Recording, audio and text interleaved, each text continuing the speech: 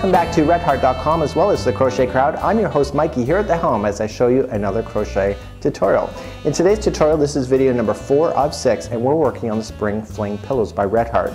And what we have here is that we're now working on the next motif, and if you see the green here, it's the very next one that sits directly above that, and that's what you have here. You have a beautiful ring. So in today's tutorial, we're going to be working on the next one going up, and then we just have one more to go in video number 5, and then in video number 6, we're going to assemble everything together. So without further ado, let's get started here on the Crochet Crowd and redheart.com.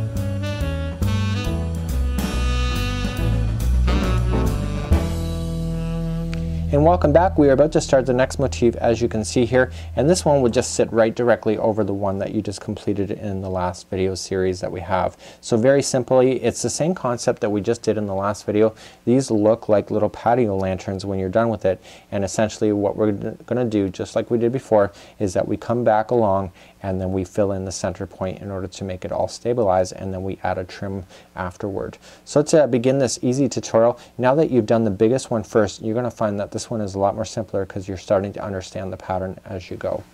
Now, just like the last video that we have, these are the same amount of width that we have in the last one. The only difference is that these are shorter, therefore there's less stitches going all the way across.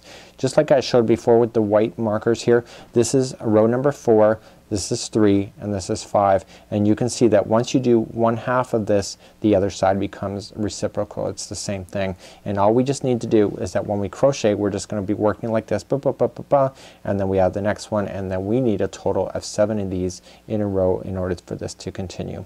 So let's begin this tutorial today as we start off with this particular motif.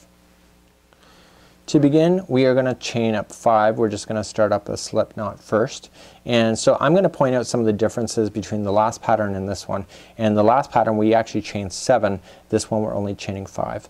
So let's begin. So 1, 2, 3, 4, and 5, and now second from the hook, we're now going to move up here, and we're just going to single crochet all the way back.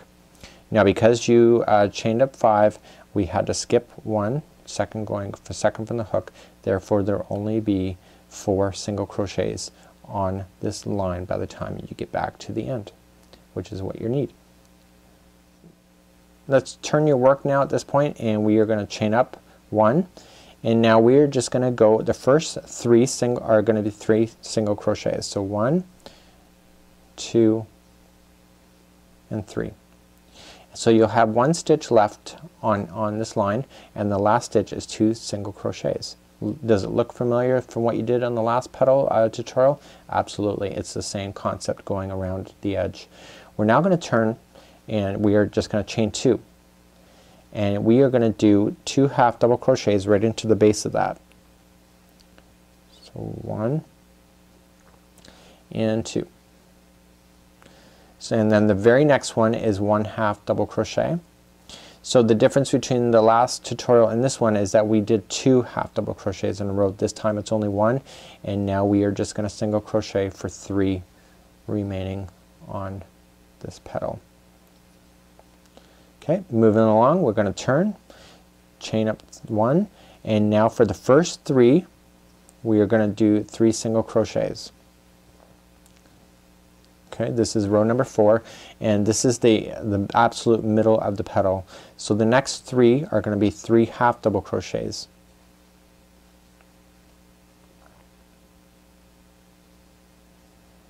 Like so. Let's turn our work. We're going to chain up 1 and 2, and we are going to do a half double crochet decrease. So wrap, going into the very first one, pull through, wrap, going into the next one, pull through. You will have 5 loops on your hook, pull through all 5, and now the first one is a half double crochet. Okay, and now the next 3 are single crochets. 1, 2, and 3. So we're just going to turn our work here. We're going to chain up 1, and the first 3 single crochets are going to be single crochets right above. So 1, 2, and 3, and then the last 2 single crochets that are here, these are in the half doubles here, we're just going to wrap them through, grab the next one, wrap through, okay, and then pull through all 3, We're going to turn, this is the final, so chain 1, and we only want to single crochet into the 4. So 1, 2, 3, and 4. So that is petal number 1. And basically we just have to repeat exactly what we're doing here. Let's get you onto the next petal here, and at this point we're just gonna, this is where you're gonna come back and start doing the remainder of your petals until you have a total of 7. So just a quick review, we got our first petal done. So now essentially we're gonna chain 5, and a lot of people assume that that chain 5 is actually the bottom of the next petal, and in fact it's the actual side here, and then we just continue to work our way going up. So let's begin to do that process next. Let's just chain 5.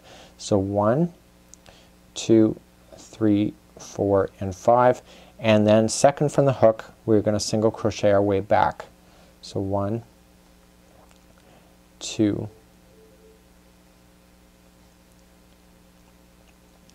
3, and 4.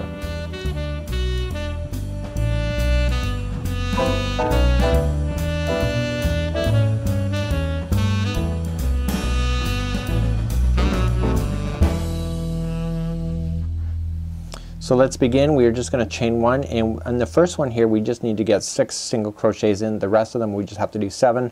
The reason for the difference is that the chaining of 1 counts as 1. So we essentially just are coming along the tops, just come in between the rows that you can see. That was 1, this is 2, this is 3, 4, 5, and 6. So that is perfect. You just needed 6 on that first one, and that will take you right to the end. So you just want to make sure your next petal is just not twisted. You can really kind of tell. You go right into the very first one, and we want to get now 7 in. So this is 1, and you just come in between the rows. There's 7 rows, so you can actually make it work. So this is 3, this is 4, 5, 6, and 7.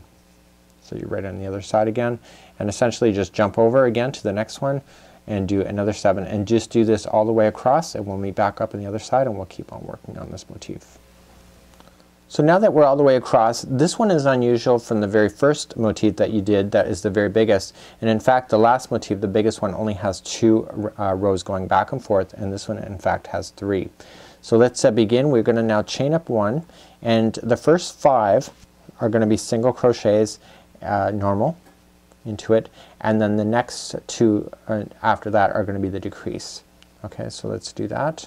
So we have in our 5, so 1, 2, 3, 4, 5, and so then the final 2 here are going to be a decrease. So we're just wrap them through and hold, and wrap them through and hold, and then we'll continue to go the same pattern. So 1, 2, 3, 4, and 5, and the next 2 are again a decrease. So wrap them through and wrap them through and pull through. Do that all the way across, making that pattern. The very last stitch that you have will be a decrease, and you can see this is starting to bend in a circle, which is the whole point of this round, and we'll carry on and move on to your very last round of doing the interior of this circle. So very simply we've gone all the way across, and now I've turned my work now, and now we chain 1, and this time we're just going to do 4 single crochets in a row instead of 5. So 1, 2, 3, and 4, and then in the next 2 we are going to do a decrease. So wrap them through, hold,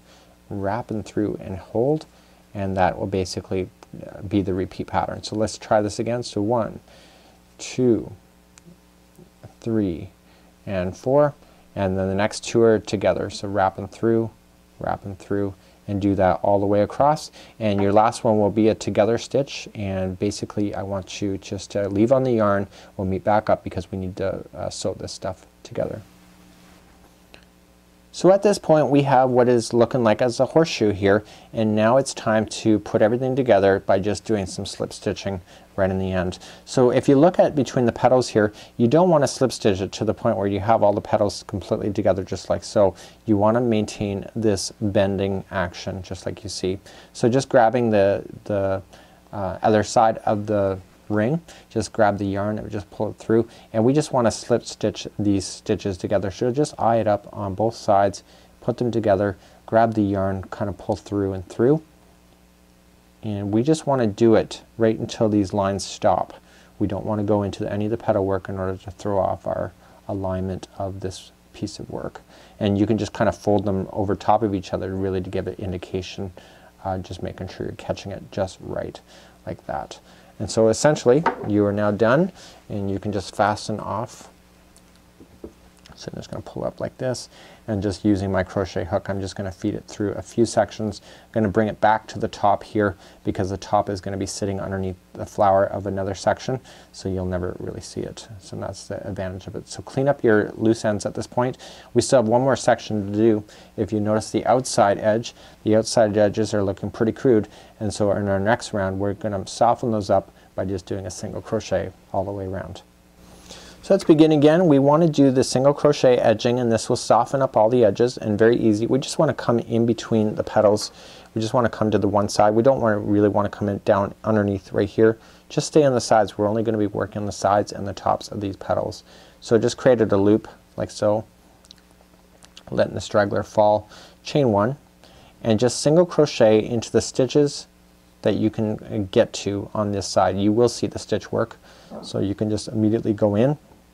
You don't need to do the trim to be the same color as your flower. You can do it something different if you wish. The creativity is really up to you. As you get to the tops, you just want to come in between the rows.